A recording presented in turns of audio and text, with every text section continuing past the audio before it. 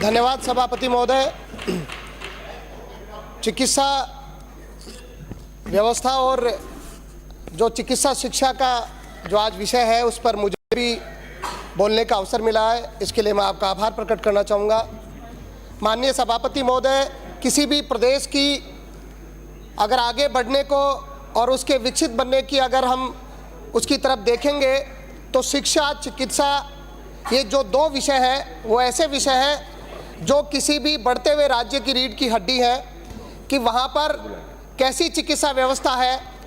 मैं आपसे आग्रह करना चाहूँगा कि जिस विषय पर हम चर्चा कर रहे हैं, आज आए दिन अस्पतालों में जाने वालों की संख्या बढ़ती जा रही है।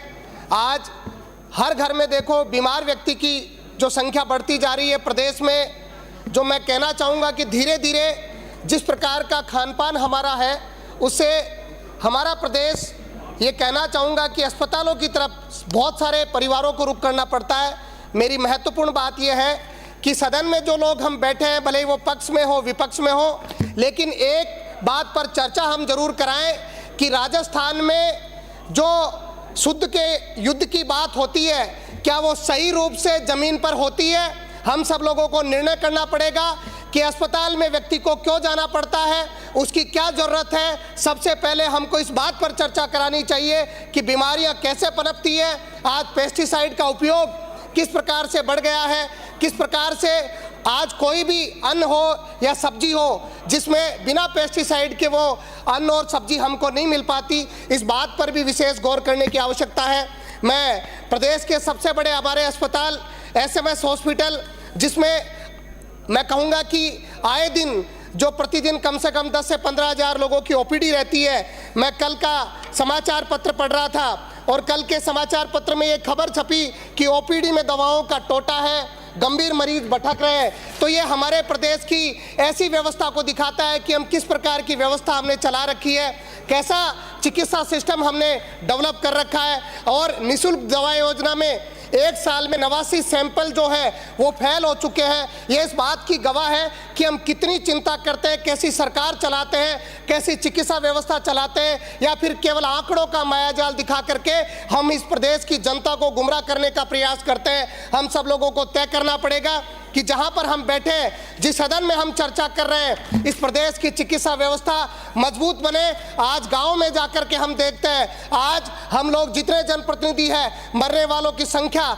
जो हमारे नौजवान साथी हैं कि कोरोना की वैक्सीन के इफेक्ट की वजह से या किस वजह से आज मरने वाले नौजवानों की संख्या बढ़ रही है। हमें चर्चा करनी चाहिए, आंकड़े सार्वजनिक करने चाहिए। समिति बना करके, जो पिछली पूर्ववर्ती सरकार ने जो समिति बनाई, उसकी रिपोर्ट आपको सार्वजनिक करनी चाहिए कि किस वजह से आज प्रदेश में नौजवान मौतें ज़्यादा हो रही हैं। आज हर घर में जाकर के देखेंगे, एक एक गांव में 10-10 से ज़्यादा, एक समय में 15-15 से ज़्यादा कैंसर के मरीज हैं। अगर इन बातों पर हम चर्चा नहीं करेंगे तो ये बेईमानी होगा इस सदन में बैठ करके कि हम प्रदेश की चिकित्सा व्यवस्था को सुदृढ़ कर रहे हैं। हमें तय करना पड़ेगा, मेहनत करनी पड़ेगी और चर्चा करनी पड़ेगी, रिसर्च करना पड़ेगा कि प्रदेश में ये चिकित्सा व्यवस्था कैसे चरमराई हुई है, कैसे घर घर में लोग परेशान है, बीमार है। आज जो व्यक्ति अपनी आय का 70% से अधिक केवल चिकित्सा व्यवस्था पर, अपने परिवार का इलाज कराने पर खर्च करता है, कोई शिक्षा पर खर्च करता है, लेकिन हमको तय करना पड़ेगा।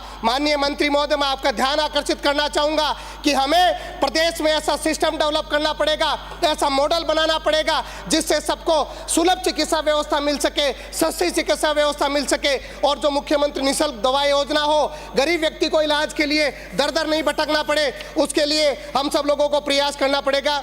माननीय सभापति महोदय, मेरे क्षेत्र से जुड़ी हुई चर्चा मैं आपके बीच में करना चाहूँगा। हमारे विधानसभा क्षेत्र में 2022-23-24 के बजट घोषणा में ट्रॉमा सेंटर का जो हमारे घोषणा हुई, उसमें 3 करोड़ 7 लाख की स्वीकृति भी राशि जो स्वीकृत हो चुकी है और उप जिला अस्पताल के लिए 1.53 हेक्टेयर भूमि का अस्पताल के लिए आवंटन हो चुका है। लेकिन अभी तक अभी तक नींव भी, भूमि पूजन भी उस अस्पताल का नहीं हो पाया। ये इस अस्पताल का नामकरण हमारे संत श्री नारायण दास जी महाराज के नाम से होने जा रहा है। हमारे माननीय सभापति महोदय, 2 मिनट, हमारे विधानसभा क्षेत्र में जो हमारा उप जिला अस्पताल है उसमें ब्लड स्टोरेज की जगह ब्लड बैंक में क्रमोन्नत किया जाए। हमारे विधानसभा क्षेत्र की CSC अमरसर, खेजरोली, मनोहरपुर को उप जिला अस्पताल में क्रमोन्नत किया जाए। मेरे उप स्वास्थ्य केंद्र तिगरिया, उदावाड़ा, खोरी को PSC में क्रमोन्नत किया जाए। लोगों को बेहतर चिकित्सा के लिए हमारे PSC